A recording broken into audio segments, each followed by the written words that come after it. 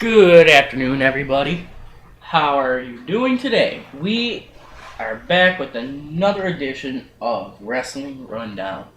I do fully realize before we start the show that I did not get a chance to upload Tuesday's episode because I have been so backed up with work this week. So I will get that up probably by Sunday at the most. So you will have nothing to worry about. You'll just have to do a double episode this week. This may actually have to happen a bit more because since he's got at school and he's the one who uploads all the videos and that, we're probably going to be uploading both Tuesdays and Saturday's show on Saturday. Just to make things a bit easier on us. So We have also a little agreement between us that due to, inclement weather, because we don't live in the same place, he's going to have to stay home and can't make it here when the weather is not agreeing. So if that ever happens on a show day, then that day the show will be canceled for that day and happen the next day. if the weather agrees. Now, when the winter comes around, if we do receive inclement weather, he will try and get here best as he can. Whether it be walking, riding his bike if he gets that fixed. Not during the winter, no. Yeah, right? Or just simply getting a ride. So, we will be updating you on that throughout the show. Now, if you've been paying attention to the Facebook page, I've only been getting to update it every so often in a week. So, I updated it like 2 days ago saying all this stuff plus more. So, schedule changes for the show, they are always subject to change. So I want to say that before starting off. But as I said before, welcome to the show, Wrestling Rundown, where everything we talk is WWE. So the first thing we're going to talk about is the show's going to open on Friday Night SmackDown last night with Alberto Del Rio, Ricardo Rodriguez, and David Otunga at the GM's office. Now note that on Monday night, David Otunga sent out a tout that he was going to be, pursuing charges against Sheamus and Booker T, I believe, right? You only mentioned legal actions against Sheamus. Okay, so. But anyway, the show opens with them coming out of the GM's office and they're talking. And they finally come to the ring. And Alberto Del Rio, if I refer to him as ADR, you should know who it is. He goes, quote, verbatim, I'm on a roll in my career. No, he is not. He can't win without some interference by... Be it Ricardo or yeah. someone else. And he wants the bro kick ban. Screw that! Are you kidding me? Why would you do that? The man's been using the move for 3 years. If it was dangerous, it would have been banned long before now. And Gary brought up an excellent point before the show. Saying that if you want to... Right. Thing is, Ricardo isn't supposed to be in the ring. He's not a trained professional. He's just an extra hand for Alberto. So the fact that he got more damage out of it than Alberto would normally take, that's entirely his fault for jumping into the ring. And so, frankly, this big panic is just really not. It's really not all that. Yeah, it really shouldn't be dramatized as much as it is. He's not a trained professional, therefore he just can't take the punishment like any of the other wrestlers could. He could take an F freaking AA, but he can't take a freaking bro kick? Duh. But anyway, now, here's the kicker of the night. Del Rio goes on to say, Ricardo Rodriguez is my friend. She is my only friend. Which leads me to go, gee, I wonder why. Mm-hmm. But then we see an awesome thing that I always love to see. A bro kick compilation, meaning it's just a whole bunch of pics and the same kick, Mhm. pretty much. a whole bunch of pictures of him in mid kick of the bro kick. I think Which is fucking amazing. first one was the 18-second win against Daniel Bryan. Of course it was. But then Booker T interrupts and he looks kind of pissed. He goes, let me ask the people if I should ban the bro kick. Here's the reason why he's so pissed. David Otunga started talking about what they were talking about in Booker T's office. Booker T comes out and he goes, that was Personal. That was a personal conversation between us. Yes. And yet, here you are telling the people. Fine, if you want this to be brought to the people, then let me ask them this. Should I ban the bro kick? And of course, it was an overwhelming no from the audience. He goes, well, The the bro kick is not... Wow, I can't speak. The bro kick is not banned, and the people have spoken. Am I contagious because you're fucking up too? You just woke up. Just shut up. So, it's still illegal. For now. So next we have a match I always look forward to seeing because it has two of the greatest... High flyers in the business. So it's Mysterio and Sin Cara versus The Miz and Cody Rhodes. Now, as per The Miz, the commentators are more focused on him from his commentating on Raw instead of being focused on the matchup. Mm-hmm. They eventually do go back to the matchup. Well, Sin Cara and Mysterio, they perform well together. They always do. Mm-hmm. But Mysterio really needs to watch the blows to his head due to his concussion. As I brought up a few episodes ago on the Monday night edition, I believe. Mm-hmm. But The Miz, I will not take credit away from him. He was doing spectacularly well. Yes. Now, along with that, because I'm always giving credit, The Miz and Rhodes, they perform well together, but... It was mostly because The Miz was giving orders to Rhodes. Yes. And Rhodes was following them. So, The Miz is obviously the powerhouse of that team, more or less. No, well, yes, but he's also the mastermind. Yes. We know that too. Well, that's what I mean, like... I'm thinking back science Mm-hmm. kind of thing. But they perform well together. But Rhodes is always too focused on these masks. So Mm-hmm. now I'm surprised that last night, just because it was The Miz out there with him, that he did not become, too obsessed with the mask last night. He didn't even try and take it off, if I'm correct. Yeah, no, he didn't even try once. The Miz he went, okay, you're an idiot for doing this, just follow what I say. Yes. Now, I gotta ask a question.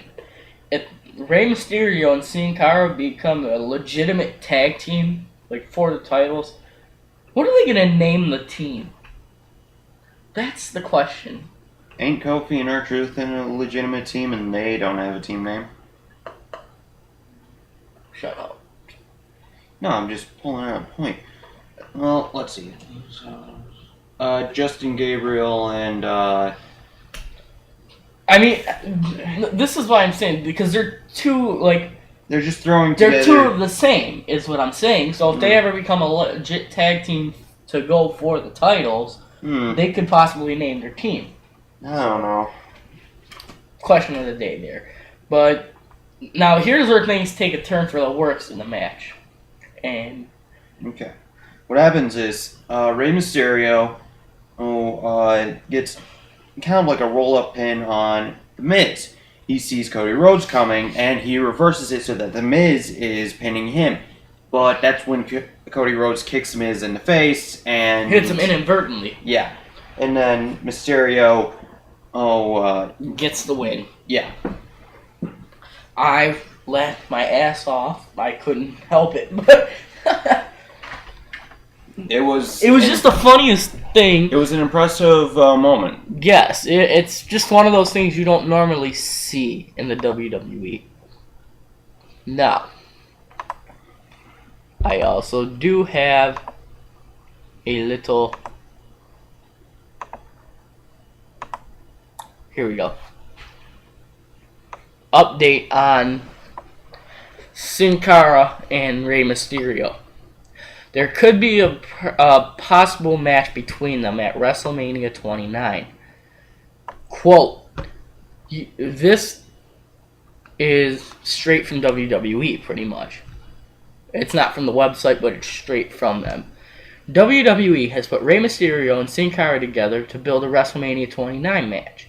You may remember that WWE wanted to do Mysterio versus Cara at WrestleMania 28, but both of them got injured. WWE was planning to give out luchador masks to everyone in the attendance at WrestleMania 28 and then have them wear the mask before the Cara Mysterio bout so they can set the Guinness World Record for most masks worn in one place at the same time. This is what WWE is building to for WrestleMania 29. But, like, a lot of... Because it's such a... They are high flyers and they will pull off so much, I'm going to say in the end of this match, it's just going to be a throwaway match, as the WWE seems more concerned in the making the record for the Guinness book. But I guess we'll see what the future holds for both of them sooner or later. So that's just one thing I wanted to bring up with you guys. Oh, I could see something that they could pull with this. Not make it a Sin Cara versus Rey Mysterio match, but instead have it a tag team match with Rey Mysterio and Cody Rhodes and somebody else. Have everybody wearing the masks. So they'll set the record, but then Cody's going to be going out of his mind because everyone's wearing masks. Hold on. I've never thought of... I have not thought of that. Because we all know... Awesome. Unless they take some sort of turn with Cody Rhodes where he just goes frickin', screw the masks. I'm doing my own thing. But I don't see that happening in the short-term future. Mm-hmm. Next, we go backstage. Hornswoggle's back there with Daniel Bryan on his way out. And Hornswoggle wants to hug it out with Daniel Bryan. Now, this is the thing I have with this. Daniel Bryan, Hornswoggle. I don't know how they can possibly hug it out with them picking it or whatever. Easy. And Daniel Bryan just lifts Hornswoggle into the hug. Buddy! Mm-hmm. Let's hug it out. Nah. Oh, crap. That was your arm. Yeah, no, shoulder's fine. Just Okay. the elbow, that sucks. Okay, but then, so they do they hug? No. I don't think they... No, they Daniel end up Bryan- shaking hands. Yes. But Hornswoggle, Then stomps on Daniel's foot and runs off. yes, laughing his ass off. Daniel Bryan gets pissed, but somehow manages to calm down. For now. But then Otunga, we go back to another segment, same place, backstage towards Booker T's office. In Booker T's office, he's still pushing for the banishment of the bro kick. Now Booker T is reconsidering, and Otunga is going to show him more friggin' proof that it should be banned. But Booker T's just annoyed with him at this point. He goes, well, why don't you go get your gear on and go to the ring, because you have, or for the match you have against the World Heavyweight Champion. I'm like, this could be interesting. Maybe Booker wants Sheamus to bro kick the shit out of Otunga. Mm-hmm. And then they replay the anger management and the hug it out from Raw. It's only really funny once. Yeah, especially at this point. But Really? Sorry. What is next for the duo? Because we really never know what the WWE wants to do with them. Well, I have a little article.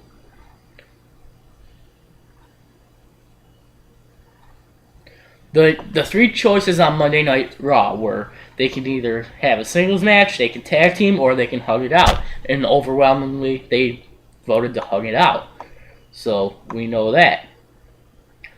Obviously, the latter choice won. But before the votes were tallied, I honestly thought the fans would vote for Bryan and Kane to unite as a tag team. After all, it's pretty apparent that no matter how long it takes to get there, this is the direction WWE is going. So they will probably be a tag team in the foreseeable future. It's a classic case of two rivals being forced to work with each other, only to realize that the main reason they're rivals is because they're so much alike. And this is true in so many ways. Because they both do get pissed very easily. And when you piss them off, it is not fun. The idea behind the pairing would be that they're forced to help keep each other's anger under control during their tag matches together, which of course could result in plenty of comedic spots or potentially intriguing spin-off storylines. They can continue to feud, but they've been feuding on and off so much for several months now and have faced each other in singles matches a number of different times during the feud. There's no money to be made in an extended feud between the two.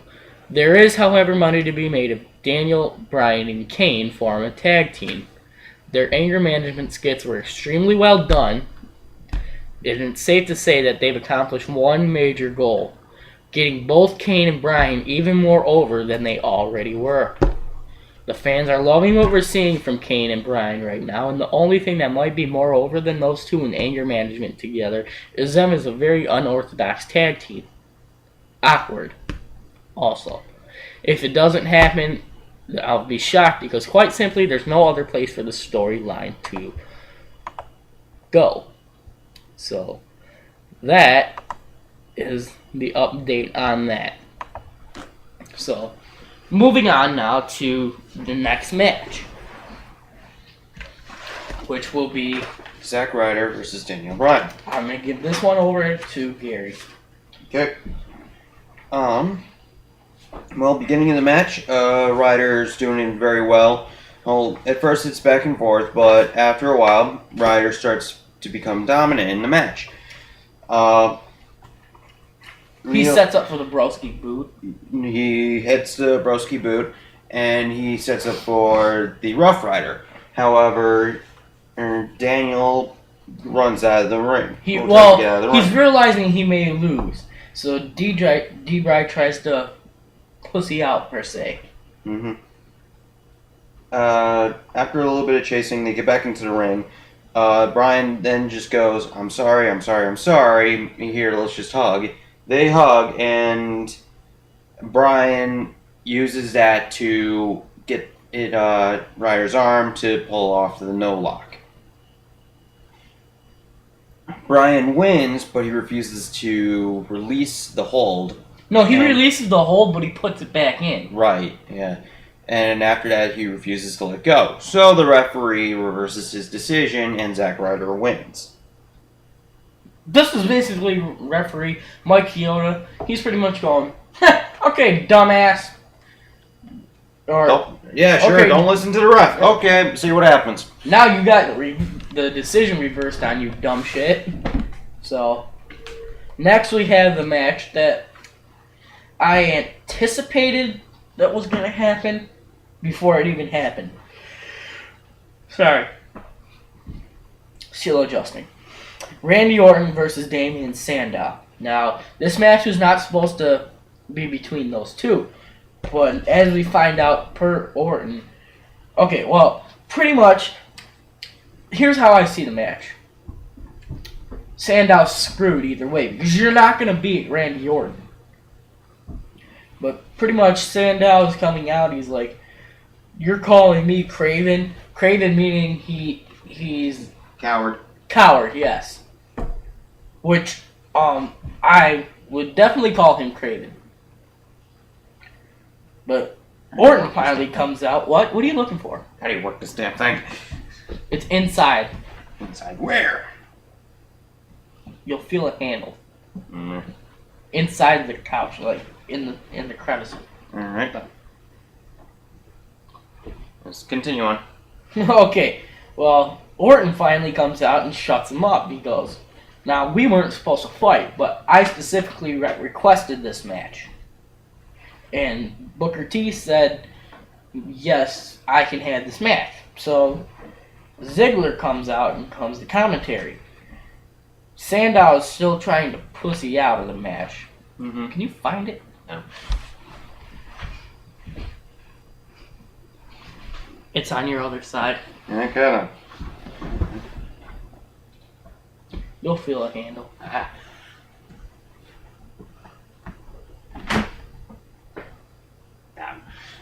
Keep going.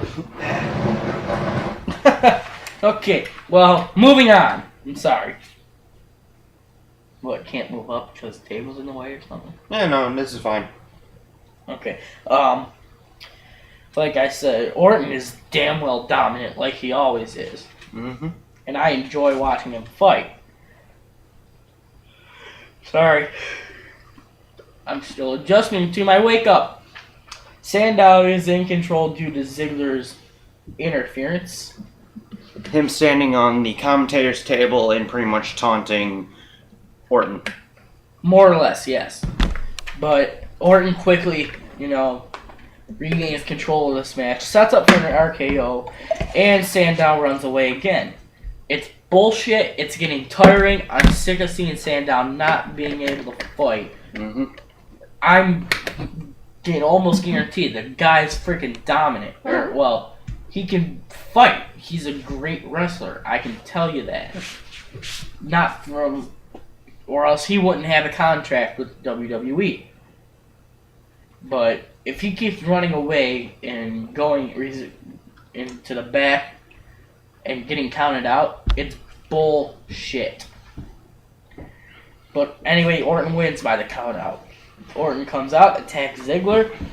Ziggler fights back, but to his disadvantage, Orton gets control back pretty easily. Sets up for RKO for Ziggler, and Sandow comes running back out, which I fully expected. Mm-hmm. Now Orton hits the RKO on Sandow, and Dolph Ziggler runs out into the back. Well, now we go into the backstage, and Otunga's presenting these BS X-rays to Booker T. And he keeps threatening Booker with lawsuits. Booker's thinking about it. Booker T makes the match for Sheamus and Otunga. Well, next we have the triple threat tag team match for the number one contendership for the WWE Tag Team Championships. And I will solemnly turn this over to Gary. Alright, it's a triple threat and tag team match. Match between the Usos, the Primetime Players, and Primo and Eka. Hold on. Before you... I'm sorry. I forgot. I want to discuss this real quick. It's a big update on Orton turning heel.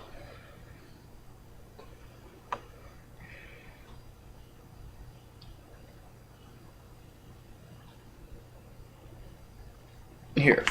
Orton turning heel is also a matter that has been speculated on, with the star himself even noting in a recent Twitter post he overwhelmingly prefers being a bad guy. However, it seems the company isn't too keen to turn on him, mainly due to not having faith in the tag team, or in the heavyweight champion Sheamus, also a babyface, to carry the SmackDown brand from the WWE again. Orton has made it clear he wants to be a heel, and he can be a top heel. The problem is, They won't turn Orton until they are fully confident Sheamus can draw as the lead face without Orton being the real top star on the SmackDown television show and house shows. It's interesting, but perhaps unsurprising, to note the WWE management aren't fully convinced Sheamus is the cornerstone of the Blue brand. Well, he is a good worker. He has a fair amount of personality and remains steadily over with the fans. He isn't really as over or as big name as you would expect him to be. Booking him in can't win scenarios like they did last week's Raw when they put the Irish Star in an interview segment with Chicago's own CM Punk, a situation that guaranteed he would get booed heavily, doesn't help matters. So, now, I'm going to let Gary continue. I'm sorry. There you go, my friend. You're up. Anyway, Kofi and R-Truth are put on commentary for this match, and the Usos were performing very well. They were pretty much dominant the entire match, and what happens is the prime time players, after the usual superstars are being spilled outside the ring and being rendered unconscious because of other guys being thrown on top of them, it looked like the Usos were going to win the match, but then the primetime players steal the victory. Now they're the number one contenders. Again, I am so sick of seeing this match. Mm-hmm. In backstage fallout, even the interviewer comes out. He was like, "You guys lost the tag team championship matches 2 times in a row. What makes this any different?" Meaning, nobody believes in them anymore. They're nothing without AEW. Mm-hmm. They can get the wins, but they can't get the big win. Mm-hmm.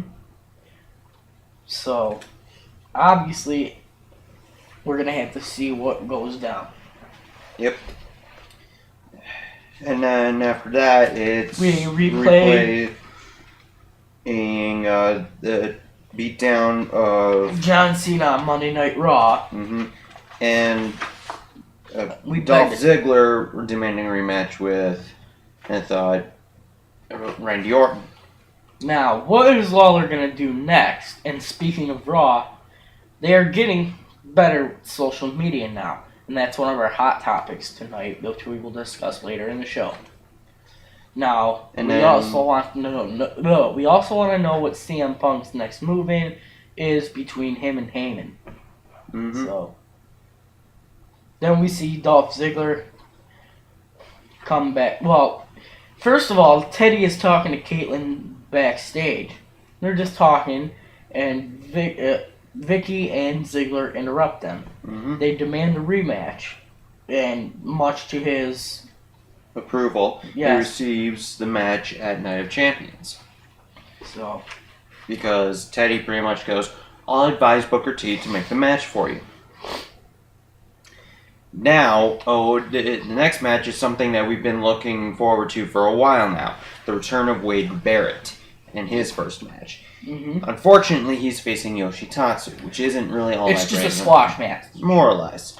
And But like he said a couple episodes ago, Yoshi is pretty much yeah, he's more or less a beating bag at this punching point. bag. But it's Barrett's first live TV match since his return. He's been doing house shows and all that, but Barrett, of course, is dominant. Mm-hmm. And he wins, but he has a new finisher.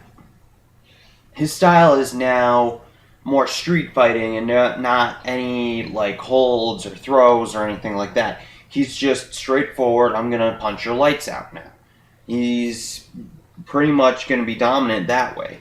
And his new finisher is more or less something very similar to the WMD of Big Show's, only he's holding on to his opponent while he does it. And it's his elbow. Uh-huh. Now, there's a segment in backstage fallout from last night that Yoshitatsu is in. And Yoshi is just kneeling on the ground backstage. And he is freaking beat down. He's like, my head hurts, I have such a headache, all that. But, like I said, Barrett should have been given a better opponent than Yoshi because he is capable of a higher quality match. Mm-hmm. But next we have the match that everybody was waiting for the night. Sheamus versus David Otunga. Sheamus, of course, in this match is nothing but dominant. But then what happens is during the match, and Otunga gets hit with white noise, and of course that always sets Sheamus up for the bro kick. And as he's calling for it, that's when Booker T comes out and he goes, "I'm sorry, but the bro kick is banned." Now at this point, I'm thinking that because Sheamus is so focused on what's his name? Booker T, and was there anybody on commentary? Yes, Del Rio was on Yes, commentary. Del Rio. Yeah, he was so focused on them two. After that, I figured Otunga was gonna get up and try pulling some shit. But he was pretty well beaten down. Yes. However, when the bro kick was announced banned, Del Rio got up off the end of the commentator's table and he was just laughing and more or less grinning at Sheamus, going, "Ha, I'm gonna beat you now." Sheamus is shocked, but subsequently put David Otunga in the Texas Cloverleaf. Mm-hmm. That is, and then he wins by submission. Yes. The Texas Cloverleaf is kind of like a mix between a sharpshooter and the Walls of Jericho. Yes. Now, what I do want to bring up is with Sheamus, of course, just because the bro kick is banned, don't expect him to be any less dominant. He's not a one-trick pony, as the commentators have said. He has his white noise move finisher. He can always go back to using. Well, he also has the Texas Cloverleaf now. And he also has the Celtic Cross, which he hasn't been using it because he just hasn't been successful with it. Everybody's been breaking out of it. But now they might. This is what I'm looking for at Night of Champions as far as that is. Sheamus is going to either have to use the frickin' Celtic Cross and be successful with it, or he's going to have the bro kick is going to be unbanned. But I don't see that happening, so the Irish Curse. I could very well possibly see him winning just through his submission move. I can very well see him winning by submission. And it's a very painful move, especially the way he puts him into it. Mm-hmm. Is painful. Yeah, he doesn't turn him over like Walls of Jericho. He just lifts him up and flips him over and sets up for it. So you really have no way out of it. Yeah, not unless if you kick out early enough. Yes. Now we move on to our hot topic section of the night. How the Raw is improving their 3-hour format in a short time. When the WWE, I'm going to read this straight off the site. When the WWE announced that Raw was going to be extended for 3 hours, the decision was immediately met with criticism. Their token 3-hour show tended to drag as it was, but 3 hours every week seemed like a death sentence. In a short time, WWE has gone from not knowing how to fill their new longer time slot to having solid shows that are well placed and entertaining. There have been certain factors which have contributed to the growth of the show in a way. CM Punk is one of those. The way CM Punk has been booked recently has been very entertaining and is a good sign of WWE knowing how to use the talent he has. This week's show shocked a lot of people when Heyman showed up at the end to drive CM Punk away from a beaten John Cena. The encounters with Lawler certainly helped push the heel persona Punk is going to move forward with, and the fact that he still has plenty of fans is a good sign in this era of WWE crowds that they're being split more often than not.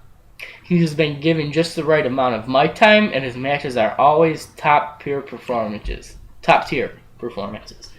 CM Punk has cemented himself at the top of the company as one of the most reliable talents they have on their payroll. next. You want to take this one? They're now starting to use just the right amount of social media. They've scaled back on the number of mentions that they give to social media sites, and they flow with and the flow they have right now just feels right. They do not overload us with tweets and touts like they've been doing during the 2-hour show towards the end. And we've seen a few videos each week now, and the number of times Michael Cole plugs Twitter has gone down significantly. Except now they're continuously plugging the WWE app? Yes. And that's just them advertising their product. Yes. That's different from constantly mentioning social media, because it's their product. They want it. They want at that end. It's a free app, so they're just trying to show people just how useful it can be. Mm-hmm. So that's not too bad. They are also now. Are you still on the topic of social media? Or are you? I'll just keep talking, and I'll just keep going with this.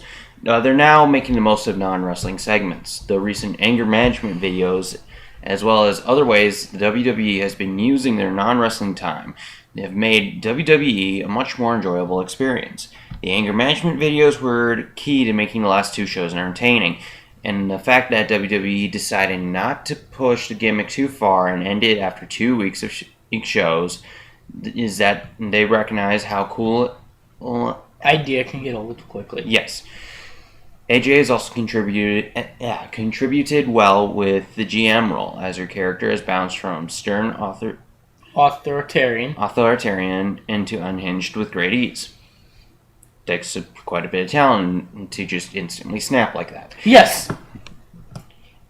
Using the right talent in the right places is going to be a major factor in the success of the extended format of the show. They are also now using more wrestlers on commentary to further the feuds. Even though The Miz was a major highlight to this week's show on commentary, he is not the main reason for this point. WWE has increased how often wrestlers sit on commentary during matches, and it helped make feuds go for longer periods of time without putting the people in said feuds in too many matches. The Miz did a great job as Michael Cole's right-hand man during Raw, with his quick wit and clear knowledge of the sport from all angles. He was on point during the matches, made funny comments, and appeared to really enjoy his time at the table with his biggest fan, Michael Cole. Mm-hmm. Here's a big one. John Cena.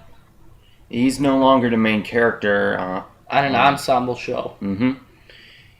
The way John Cena's been booked in recent months has been perfect, because we are not getting the high level of Cena screen time we had in the past.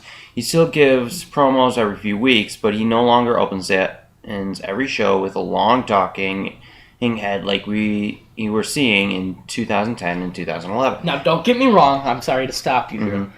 I always love to see John Cena because he's one of, if not the freaking face of the WWE company.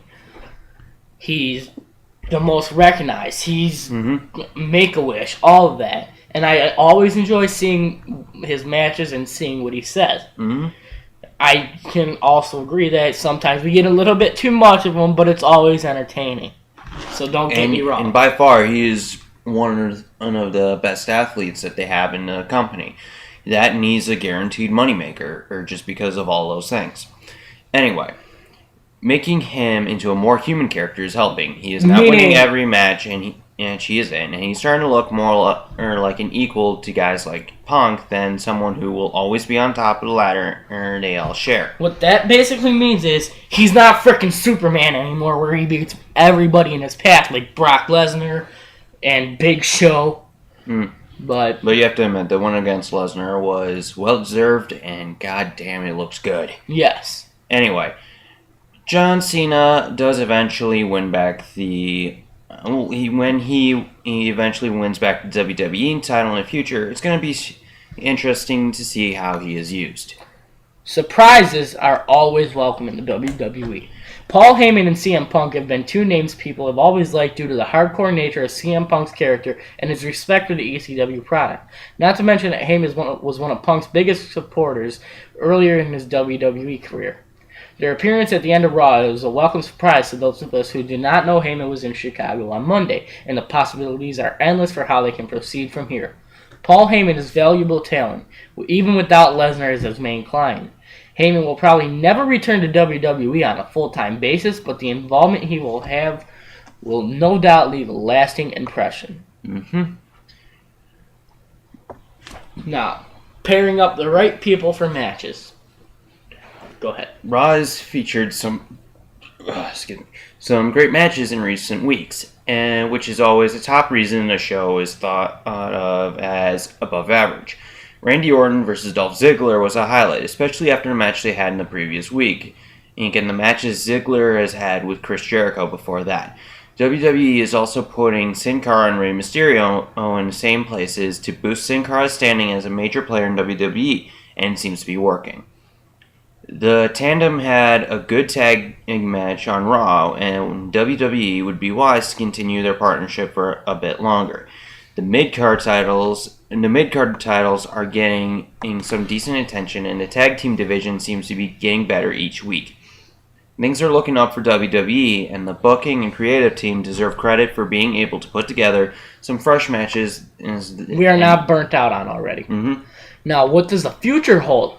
WWE has turned the 3-hour show into one that is not only watchable, but entertaining.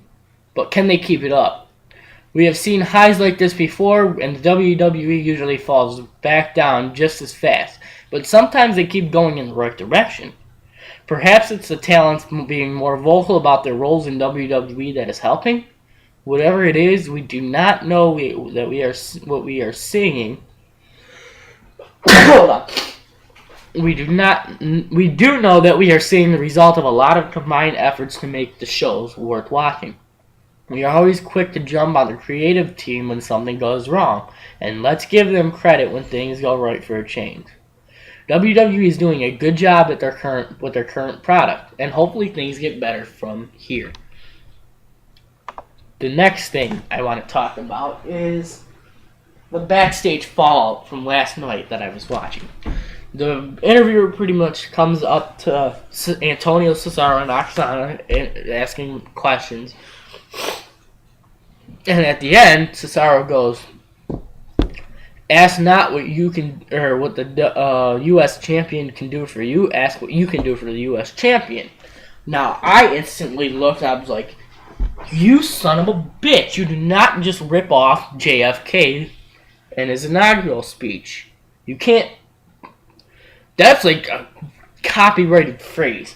It is one of the most famous phrases in history, especially that being with that. But I just wanted to bring that up. So, Antonio, watch what you say. That, and he's also saying, "Oh, I deserve to be pampered with all this attention and all this other stuff.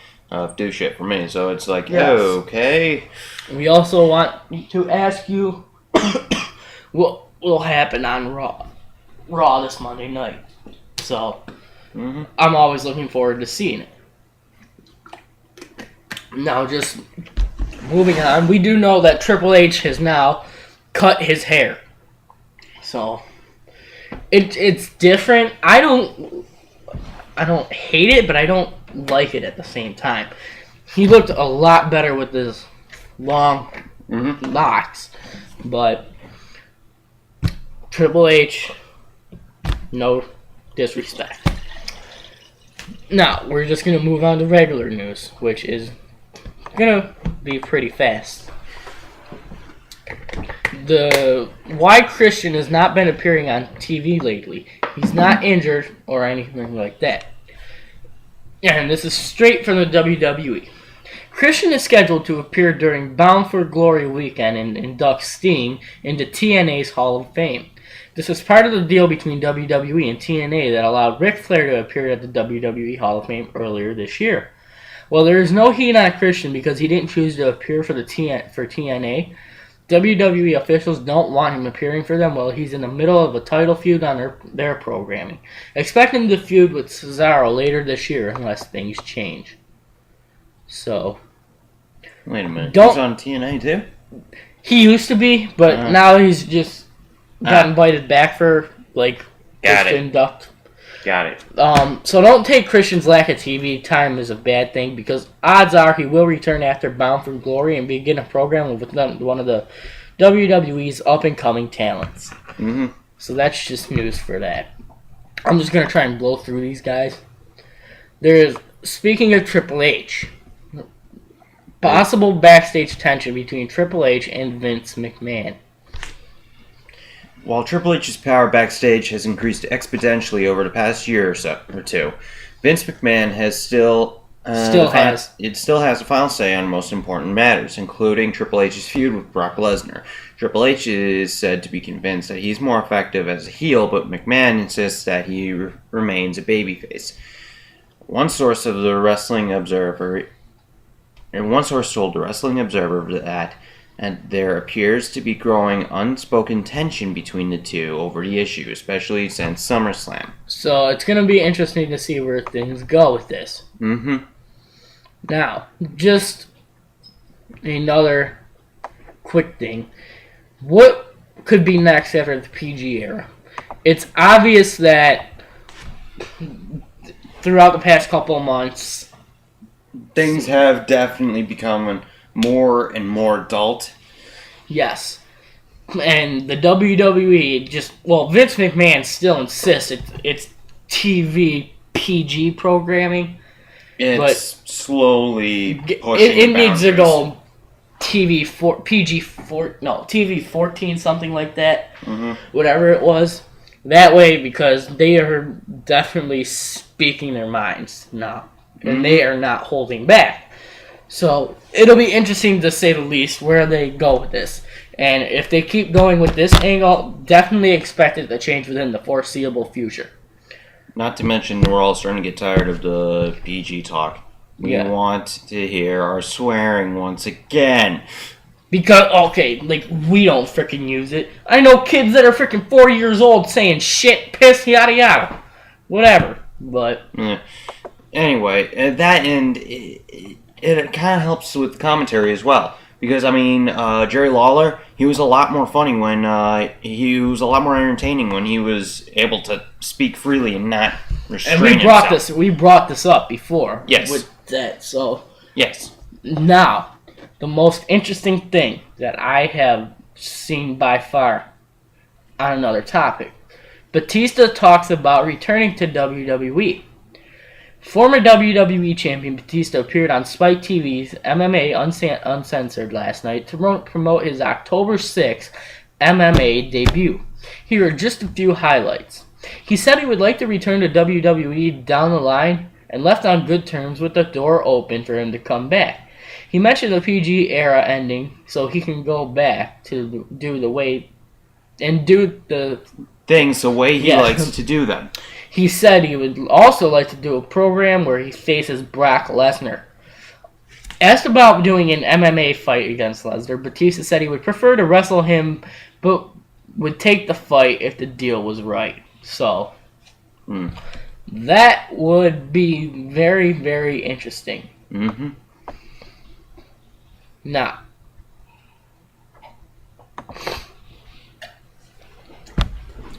a couple more things. Backstage news on Sheamus' Brogue Kick. After some time off in the storylines last Monday at Raw, WWE will be keeping Jack Swagger off TV for a few weeks. This is just something different.